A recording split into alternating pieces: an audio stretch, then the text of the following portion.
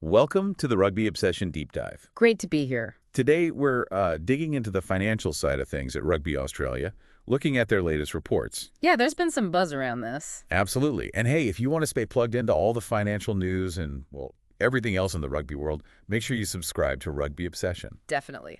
So we're focusing mainly on that Sky Sports article, the one titled Rugby Australia Pin Hopes on British and Irish Lions Tour and Home Rugby World Cup after 17.6-meter loss.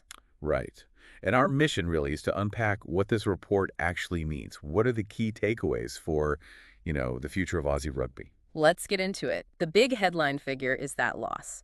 $36.80 million, which is about $17.6 million for 2024. Oof, that sounds substantial. But we need context, right? It's not totally out of the blue. Not entirely, no. I mean, the article points out they lost a $9.2 million, about $4.4 million just last year, 2023.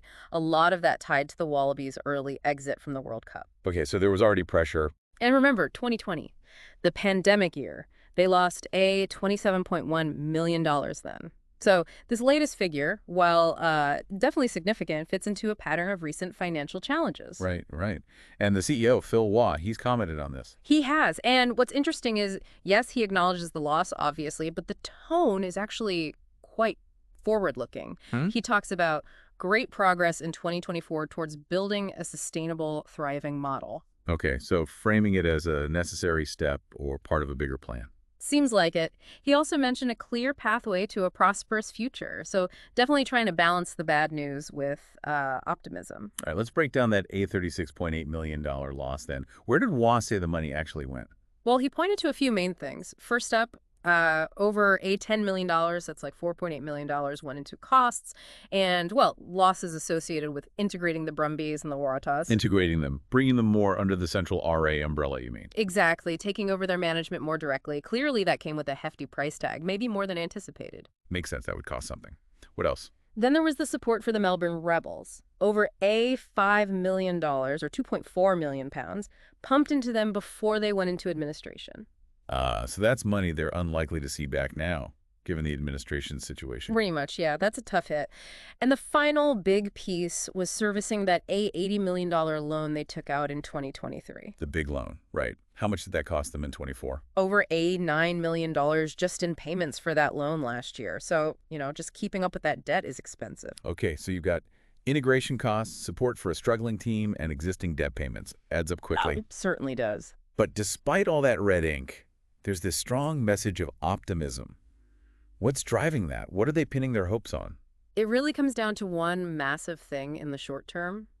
The British and Irish Lions tour next year, summer 2025. Ah, the Lions. Yeah. Always a huge event. Huge. Waugh is actually forecasting a record surplus for 2025, specifically because of the Lions tour. And as Sky Sports noted, they'll be showing it all live over there. A record surplus. That's quite the turnaround from a $17.6 million loss. It is, but these Lions tours, they're just massive. Ticket sales, broadcast money, merchandise, tourism. It's a huge injection of cash. And that surplus, what would it allow them to do? You mentioned the loan. Yeah, the hope is that this expected windfall will give Rugby Australia the option, at least, to get out from under that $80 million loan, pay it off early, perhaps. Okay. Clearing that debt would certainly help build that sustainable model Waugh talked about. Absolutely. It lifts a major financial weight. Are there other positive signs beyond the Lions tour, longer term? Well, looking ahead to 2026, there's the new broadcast deal kicking in with Nine Entertainment. The expectation is that it'll be on better terms than the last one. Right. Better TV money always helps stabilize things. Definitely. More consistent revenue streams. And speaking of staying informed, if you're finding this breakdown useful, remember to subscribe to Rugby Obsession for more deep dives like this. Good point. So Lions tour for the immediate boost, new broadcast deal for the medium term. Let's circle back to the Lions tour itself. What's the plan, the schedule? It's a packed schedule, actually. Starts, interestingly, in Dublin against Argentina on June 20th. Okay, a warm-up before heading down under. Exactly. Then they hit Perth to play the Western Force, then Brisbane against the Reds, Sydney for the Waratahs, Canberra against the Brumbies. Covering the major teams. Yeah. Plus, there's an interesting one in Adelaide, an invitational Australia-New Zealand side. Oh, that could be fun.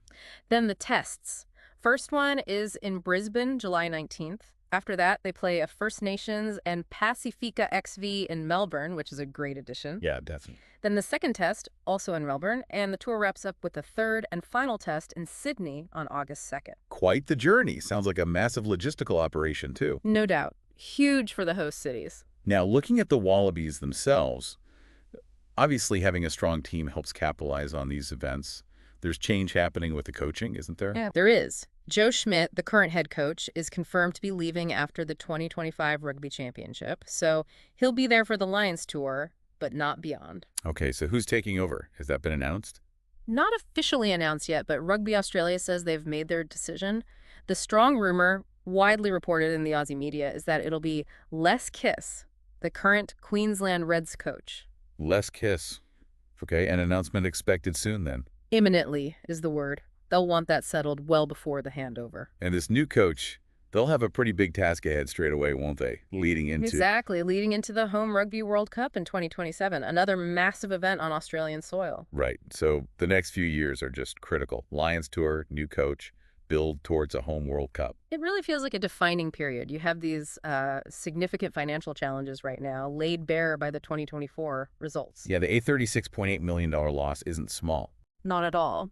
But it's being presented alongside this pathway, this strategy, heavily reliant on leveraging these huge upcoming events, the Lions in 25, the World Cup in 27, to basically reset the finances and build something more robust. It's a gamble, in a way, isn't it? Relying on future income to fix current problems. But maybe a calculated one? I think that's fair. They need these events to deliver financially big time. The whole strategy seems built around it. It certainly makes for a fascinating few years ahead for Australian rugby. We'd genuinely love to hear what you, listening, think about all this. Are you optimistic? Worried? What stands out to you? Let us know on our social channels. Yeah, it prompts a good question. Is the potential reward from the Lions Tour and the World Cup big enough to outweigh the current financial risks? What's your take? So wrapping this up, Rugby Australia faced a tough financial year in 2024, reporting a significant loss. But the leadership is expressing optimism. Yeah, strongly pinning hopes on the massive revenue potential of the 2025 British and Irish Lions Tour and then the home Rugby World Cup in 2027 to really turn the ship around. A crucial period ahead.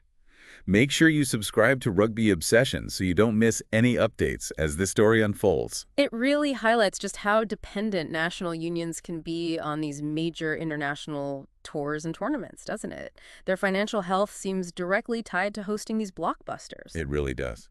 Well, thank you for listening to this Rugby Obsession Deep Dive. We hope you found it insightful. We look forward to you listening to our next episode.